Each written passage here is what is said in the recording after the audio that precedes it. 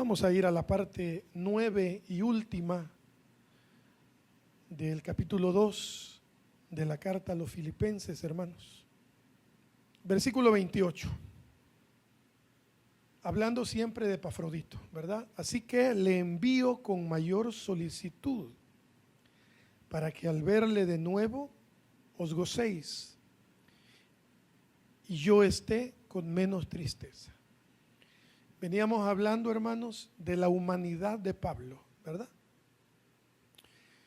Que a veces los predicadores o los teólogos, cuando interpretamos la palabra del Señor, olvidamos que esta gente, Pablo, Pedro, David, Moisés, eran gente, hermanos, con sentimientos, con emociones. Y por lo general siempre hablamos de un Pablo en la cárcel que cantó himnos y que hubo un terremoto y que las cadenas se rompieron. Siempre hablamos de un Pedro que le cortó la oreja a alguien y que después cuando predicaba 3,000, 5,000 se convertían al Evangelio. Sin embargo, quizá hoy el Espíritu Santo durante un par de domingos nos ha ido llevando a conocer a un Pablo sensible, a un Pablo triste, que no se predica de eso, ¿verdad? Siempre tenemos a Pablo como un héroe, como el escritor de la doctrina y un hombre que lo picó la víbora y no le pasó nada y solo se la sacudió y que etcétera, etcétera. Pero hermanos, Pablo viene hablando de su tristeza de estar preso en este capítulo 2. Y como leíamos en los versículos anteriores, dice, quizá Epafrodito no murió, dice, Dios tuvo misericordia de él y no murió. Además, si hubiera muerto, dice, yo hubiera tenido tristeza sobre tristeza. ¿Cuántos han tenido alguna vez tristeza sobre tristeza, hermanos? ¿Sí? Que como dicen por ahí, no llueve sobre mojado, ¿verdad? Pero hermanos, está bien, es parte de la vida. Pero hay algo que siempre voy a recordarles, hermanos. Siempre, siempre voy a recordarles. Que el gozo del Señor esté presente en nuestra vida. Siempre lo diré, el gozo no tiene que ver mucho con alegría, con contentamiento. ¿Por qué podemos estar contentos hoy? Porque ya viene el mundial, ¿verdad? Y qué bueno, van a haber partidos. Y probablemente usted vea ganar a su equipo de fútbol. Bueno, El Salvador no va, no sé si irá alguna vez, pero supongamos que usted le va. ¿A quién le van ustedes, hermanos? A Brasil, vaya, para no decir nada. Y Brasil se corona campeón. ¡Oh, qué alegría!, ¿no? Y 45 millones de brasileños saldrán a las calles a festejar. Pero el lunes hay que ir a trabajar y hay que enfrentarse a una vida real. ¿Por qué podemos estar alegres nosotros hoy? Bueno, porque llovió esta mañana y no está haciendo tanto calor, gracias Señor, ¿verdad? Porque a algunos las graduaciones de los colegios, de las universidades, han sido, qué bueno, gloria a Dios, hermanos. Pero la vida sigue. Y hay algo que no debemos perder. Siempre decirle al Señor, gozo, gozo, gozo, gozo. Hay gente a esta hora en un hospital con gozo, hermanos. Y hay gente volando en un avión para ir a sus vacaciones, o hay gente en un crucero a esta hora en el Mediterráneo, con todo a su alrededor, pero tristes, destrozados. Y hay gente presa hoy, literalmente, lleno de gozo. Podemos no tener mucho en la billetera, podemos no tener la mejor salud que tengamos, pero el gozo, hermano, debe estar presente siempre en nuestra vida. Yo quisiera decirles que esta semana se van a terminar sus problemas y que usted va a tener un ascenso en el trabajo y que va a haber milagros. Dios quiera que sí. Pero ¿qué y si no? ¿Qué y si no pasa? El gozo del Señor debe estar ahí. La paz. Hoy estamos específicamente en el gozo.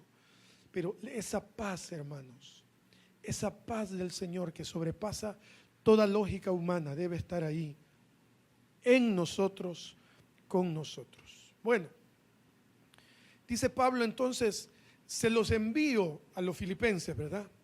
Con la mayor solicitud, la versión dice con alegría, para que al verle de nuevo ustedes a Epafrodito, se alegren, se gocen, y yo esté, dice Pablo, con menos tristeza.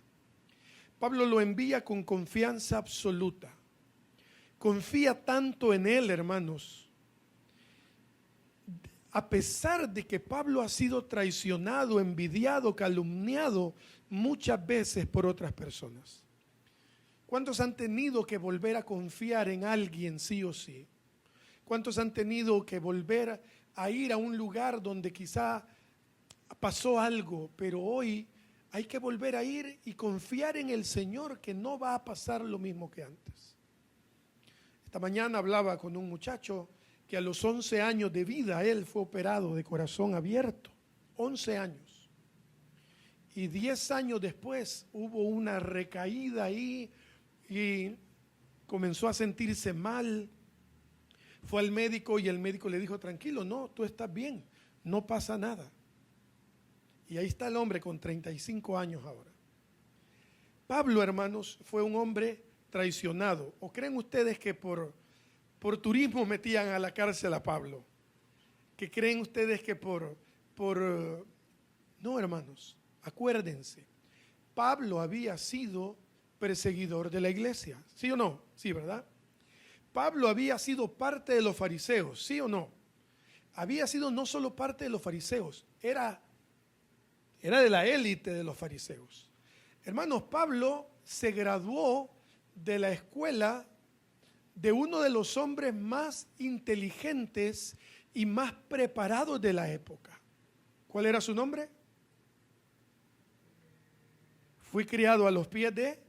Correcto, ese era el Harvard de este tiempo. Ese era, hermanos, el top de la teología, de la escritura. Pablo, hermanos, se había criado a los pies, era discípulo de este gran hombre conocedor de la ley.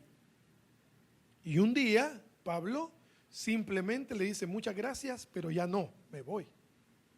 A los fariseos les dice muchas gracias, ya no soy, adiós, me voy. Y por represalias, por venganza, Pablo es puesto en la cárcel cantidad de veces.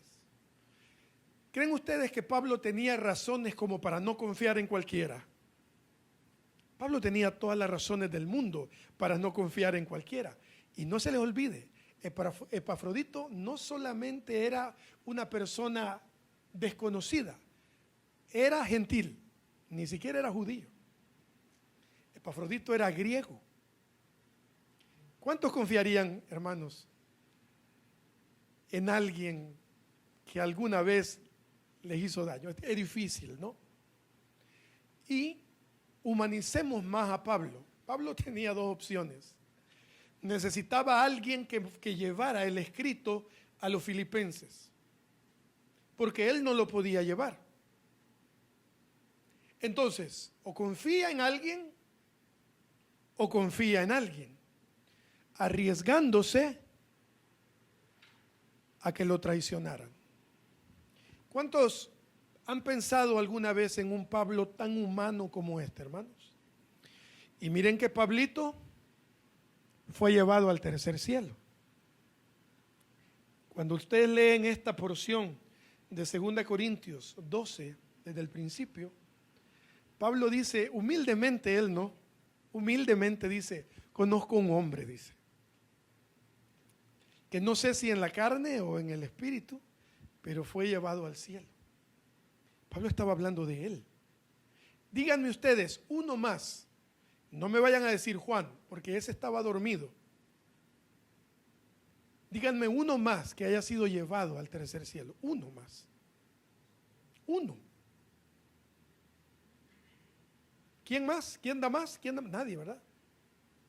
Y hoy, hermanos, vemos a un Pablo tan humano que dice, bueno, tengo que confiar en Epafrodito, tengo que enviar el manuscrito, la carta a los filipenses, tengo que confiar en él. Pero ya Pablo había conocido a Epafrodito y había dicho de él, recuerdan hermanos, que era un hermano, que era un hombre fiel, que era un mensajero bueno.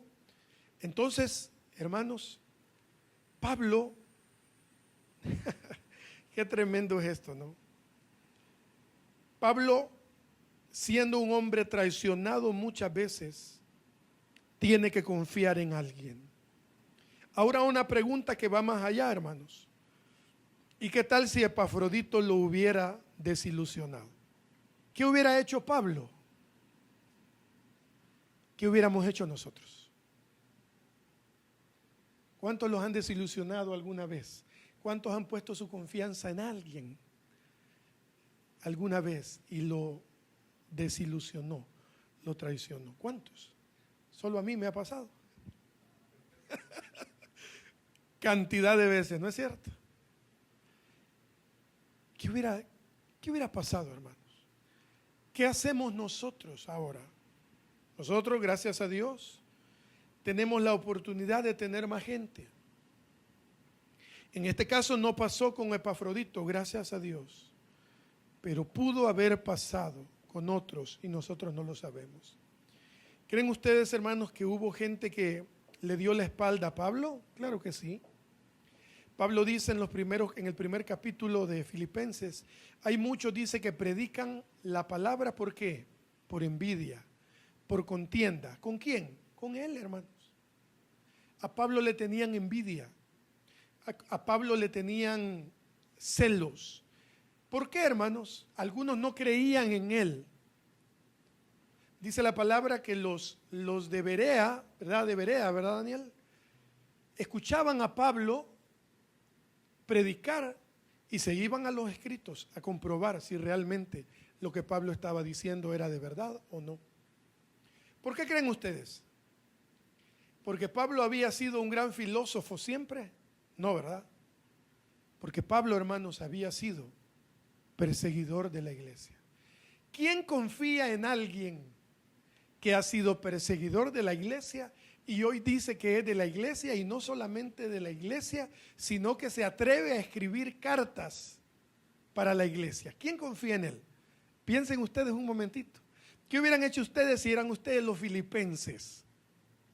Y antes los mayores oían que Pablo se encargaba de asesinar, de llevar al circo romano a tirarle a los leones a los cristianos.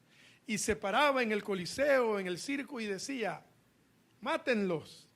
Y ahora resulta que me viene a decir a mí que hoy es hermano en Cristo. Pablo está loco, ¿ah? Qué tremendo lo que nos enseña la palabra, hermanos.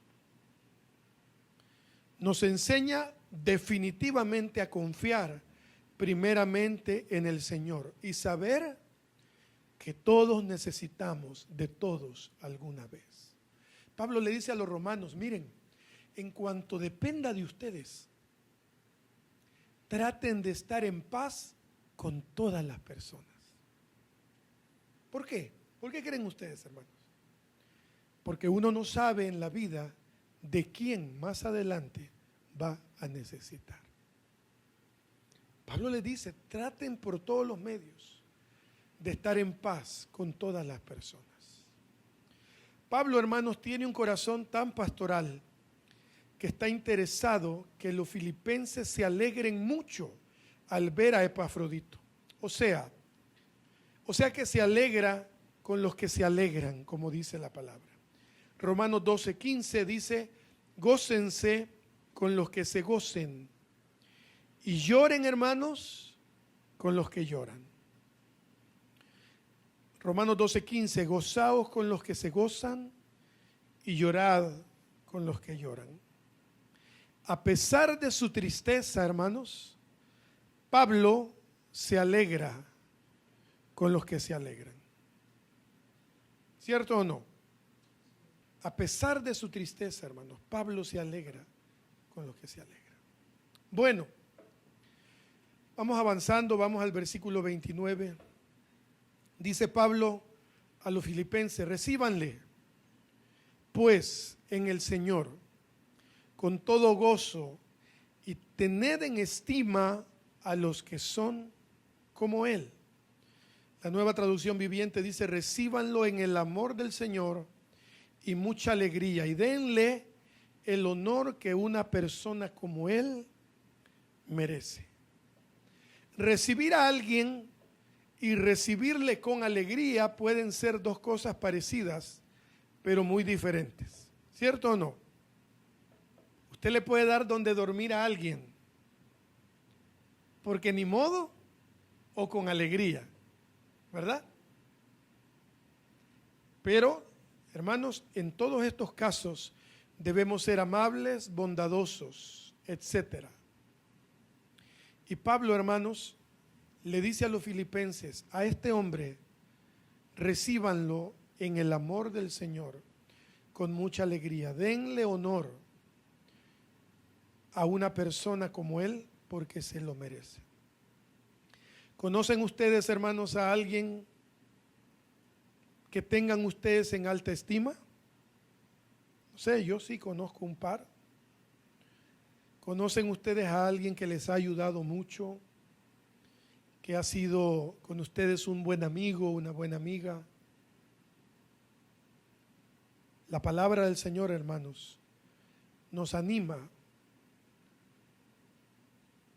a tratarlo, a tenerlos en estima a este tipo de personas. Un empleado, una empleada, alguien, un jefe. La palabra, hermanos, nos llama, un amigo, a tratar bien a estas personas.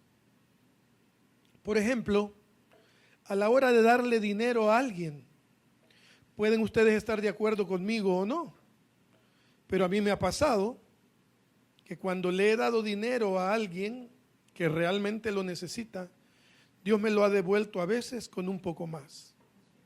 Había un muchacho que parqueaba carros ahí en el estadio Flor Blanca. Andrea lo alcanzó a conocer. Y cuando pasábamos por allí, siempre, ya se podía mi carro, ¿verdad? Entonces me hacía señas. Y cuando yo le daba $1, hermanos, se los prometo, siempre Dios me daba un poco más después de darle a Él. Por eso les digo, ¿pueden ustedes haber vivido esto? Sí, tal vez, sí o no. A mí me ha pasado. Otras veces es solo un acto de dar y no una siembra. Y este no es un evangelio de prosperidad, ¿verdad? Estos que hablan tanto de siembra, siembra, siembra, siembra, pero de alguna manera tienen razón. Hay gente, hermanos, a la que ustedes le darán que son buena tierra. Sembrará usted, otros no. Simple y sencillamente usted les dará y solo lo único que usted va a obtener es la satisfacción de haber dado algo. Independientemente, Dios siempre nos recompensa cuando damos con buena actitud. Proverbios 19:17 dice lo siguiente: a Jehová presta el que da al pobre, y el bien que ha hecho se lo volverá a pagar. ¿Qué les parece, hermanos? ¿Cuántos somos algo tacaños? A veces me pasa a mí. Sin embargo, la palabra dice: a Jehová presta el que da al pobre, y el bien que ha hecho se lo volverá a pagar. Hermanos, den.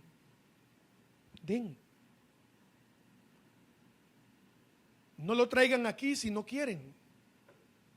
No lo pongan en el cesto de la ofrenda. Yo nunca les voy a pedir eso. Dios se encargará de darnos a nosotros aquí para pagar el local. Ahora, es un trabajo de todos, ¿verdad? Traer a la iglesia. Pero hermanos, den a los demás. Acuérdense de los misioneros. Acuérdense de los pobres. Acuérdense de los que no tienen. Es que si yo estoy esperando tener para dar, nunca voy a dar. Porque da el que quiere, no el que tiene. Den, hermanos. Den. Si sacan ropa, no saquen la ropa. Esta ya tiene 17 años que no me la pongo, ¿va? Ya las polillas ya se la comieron, esta le voy a llevar. Así no es, hermanos. ¿O sí? No, ¿verdad? No es así. ¿Saben a veces por qué no recibimos? Porque no damos con el corazón. Damos por compromiso. Damos por protocolo. Al niño que llega a limpiar el parabrisas. No, toma, quítate de aquí. Y olvidamos, hermanos queridos, que hay alguien que nos ve la actitud del corazón y dependiendo de eso, nos recompensa. Es sencillo, no hay donde perderse. Porque dando es como recibimos, ¿verdad? Dando es como recibimos. Y no solamente el tema financiero. Usted puede dar rechazo o aceptación. Usted puede dar misericordia o condena. Usted puede dar, ¿qué más, hermanos? Bondad o maldad. Usted puede dar una palabra de aliento o una palabra negativa. Gálatas 6:7 dice, miren, no se engañen. Dios no puede ser burlado. Todo, ¿qué dice, hermanos? Todo lo que la persona siembre, eso también segará. Usted dirá, hay gente que no se merece mi amor. Sí, hermano, probablemente. Hay gente que no se merece que yo le hable. Hay gente que no se merece que yo le perdone. Hay gente que no, sí, hermano, probablemente. Humanamente hablando, quizás no se lo merece. Pero esa es la diferencia entre los que somos hijos y los que no son hijos de Dios. Hermanos, es muy hermosa la palabra, ¿verdad? ¿Qué les parece? Cerremos el punto, hermanos. Tengan en estima a las personas que son como Él. Trátenlos bien. Si tienen amigos, si tienen empleados, si tienen lo que sea, hermanos, y son fieles, trátenlos bien. Bueno, vamos al último versículo, versículo 30. Porque por la obra de Cristo estuvo próximo a la muerte. ¿Quién? Epafrodito, ¿verdad? Exponiendo su vida para suplir lo que faltaba en vuestro servicio por mí.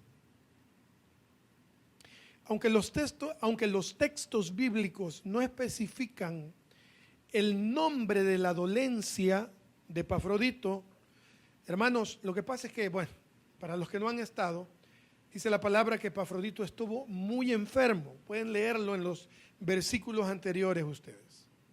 Entonces dice Pablo, estuvo próximo a la muerte exponiendo su vida para suplir lo que faltaba en vuestro servicio por mí. Voy otra vez. Aunque los textos bíblicos no especifican el nombre de la dolencia, se sabe que estuvo postrado y que su recuperación fue un acto de misericordia de Dios. ¿Ok? Estamos bien hasta ahí. Entonces, hermanos, me queda a mí asumir lo siguiente.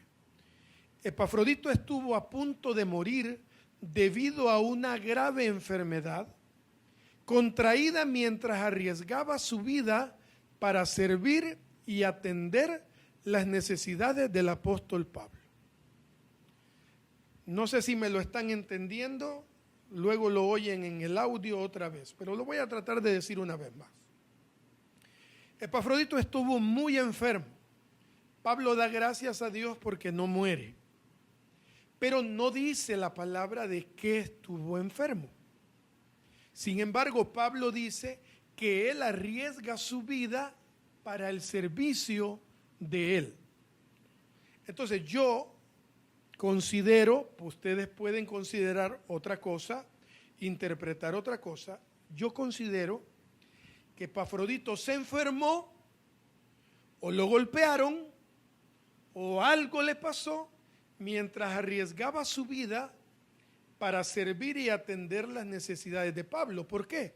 Porque Pablo no era el presidente, hermanos, al que todos le quieren hacer favores. Pablo estaba preso. Seguramente los soldados romanos, al saber que alguien quería hacerle un favor a un traidor como Pablo, tenían que arriesgar su vida. ¿Están conmigo de acuerdo? Tal vez sí, tal vez no. Ahora que murió el líder de la pandilla esta, el que le decían exactamente a él, al de apellido Lechuga. Nosotros no sabemos si el hombre al final de sus días recibió a Cristo. Ojalá. Pero como ha sido quien fue, ahora viene alguien y dice, hoy yo quiero ayudarlo, porque está por morir, quiero ayudarlo. Entonces le quiere llevar algo. Entonces los soldados, los policías, se ponen y dicen, no, usted no puede ayudarlo. Es más, si lo quiere ayudar, lo vamos a meter preso a usted también. Sobre todo como están las leyes en este país. Entonces, hermanos, sí tiene sentido, ¿verdad? Quizá Pablo de escondidas le da a Epafrodito lo que había escrito para llevarlo. Y acuérdense que los filipenses le mandan dinerito a Pablo, ¿verdad? Le mandan para su sustento. Pablo les agradece y les dice, ustedes me mandaron con ellos la ofrenda. Entonces quizás Epafrodito traía algo de dinero y tenía que pasar por algunos retenes policiales. Quizá ahí lo golpearon, quizá ahí, qué sé yo, hermanos. Y entonces Pablo dice, estuvo próximo a la muerte, exponiendo su vida para suplir lo que faltaba en vuestro servicio por mí. ¿Cómo no iba a estar Pablo agradecido, hermanos, con este hombre? ¿Cómo no? Si este muchacho había arriesgado su vida por Pablo. Quizá por nosotros nadie ha hecho eso. O tal vez ustedes han sido donantes de sangre alguna vez. Hay países en los que al donante de sangre le mandan un mensaje de texto al celular diciéndole su sangre salvó la vida de 1 o 2 pacientes. En algunos países pasa eso. Aquí uno no se da cuenta, ¿ve? Aquí viene el hermano y me dice ayúdeme, pero la sangre que yo le doy ya es para otro, para compensar la que a él le pusieron. Quizá por nosotros nadie específicamente ha puesto el pecho para salvarnos de alguna bala, no lo sé. Pero Pablo, hermanos, está agradecido con Epafrodito por haber arriesgado su vida por él.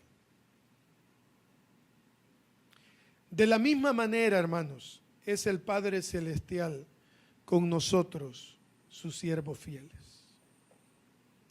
No es solo para los misioneros que arriesgan su vida física, también para los que sufren aquí, de alguna manera por el evangelio de este lado del mundo. Hay gente, nosotros estamos tranquilos, Andrea y yo, nuestro círculo es cristiano evangélico, hermanos. Yo solo trabajo con cristianos, músicos cristianos, con ustedes, con otras iglesias. Ese es mi trabajo, yo no sufro de eso. Yo no. Tal vez ustedes sí. Esta gente que uno tiene cerca, que trabaja, que quizás su familia, mi única familia son primos y mi tía, que es mi familiar más cercano. Y no tengo nadie más de sangre. Yo no tengo una abuela que se haya enojado conmigo porque yo me convertí al cristianismo. Como me decía esta joven esta mañana, cuando me convertí al cristianismo, lo primero que pasó es que mi abuela dejó de hablarme. Y el otro me dice, lo que a mí me pasó fue que mi papá dejó de hablarme, me quitó el carro cuando me hice cristiano evangélico. Yo nunca viví eso. A mí me daban regalos, hermanos, porque me había convertido a Cristo, me compraban pianos. El Señor se alegra con nosotros, sus siervos. Mateo 25, 23, bien hecho, siervo bueno y fiel. Has sido fiel en lo poco, te pondré a cargo de mucho. Entra a compartir la alegría de tu Señor. Versión 1960. Bien, buen siervo fiel. En lo poco fuiste fiel, en lo mucho te pondré, entra al gozo de tu Señor. Colosenses 3, 23 y 24. Y todo lo que hagan, háganlo de corazón como para el Señor y no para los hombres, sabiendo que del Señor recibiréis la recompensa de la herencia, porque a Cristo el Señor servís. Hermanos, todo lo que hagamos es para el Señor. Lo que ustedes den, lo que ustedes aportan, la sonrisa que le dan a alguien cuando le preguntan cómo está, cuando llaman a alguien que ha estado enfermo, todo, hermanos, es para el Señor primeramente. Todo. Cuando ustedes sacan dinero para el pago del colegio de sus hijos, de la universidad, padres, primeramente es para el Señor. Hermanos, cuando ustedes cantan aquí, tocan aquí, sirven en la puerta, cuando barren aquí, todo es para el Señor, primeramente. Y el último, hermanos, 1 Pedro 5:2, dice, apacienten la grey de Dios que está entre vosotros, cuidando de ella, no por fuerza, sino voluntariamente, no por ganancia deshonesta, sino con ánimo pronto, no como teniendo señorío sobre los que están a vuestro cuidado, sino siendo ejemplo de la grey. Y cuando aparezca el príncipe de los pastores, hermanos queridos, vosotros recibiréis la corona incorruptible de gloria. Esto no es solo para los pastores. Evidentemente Pedro ahí está hablándole a los pastores, pero todos aquí tenemos una función ministerial. Todos los que son jefes, los que son padres, madres de familia, los que son los que trabajan con niños, los que cuidan a los niños afuera. Hermanos, todos. Si hacemos lo correcto, si hacemos lo que es justo, hermanos, no lo olviden. Si hacemos lo que es apropiado, si perdonamos, si amamos, si somos capaces de mantenernos lo más humildes que podamos, si somos capaces de ver a los demás como superiores a nosotros mismos, si somos capaces, hermanos, de dar sin esperar nada del que no puede devolvérnoslo, hermanos, seamos fieles y entonces recibiremos, hermanos, la corona incorruptible de gloria. Hermanos, esto no es una fábula. La palabra del Señor habla de la corona de la vida, de la corona incorruptible. Habla, hermanos, de varias coronas. Hermanos, en el cielo tendremos nuestra corona. Quizás aquí no logremos mucho. Quizás aquí nunca tendremos una cuenta de banco de 6 cifras. Quizás nunca ni siquiera de 5 cifras.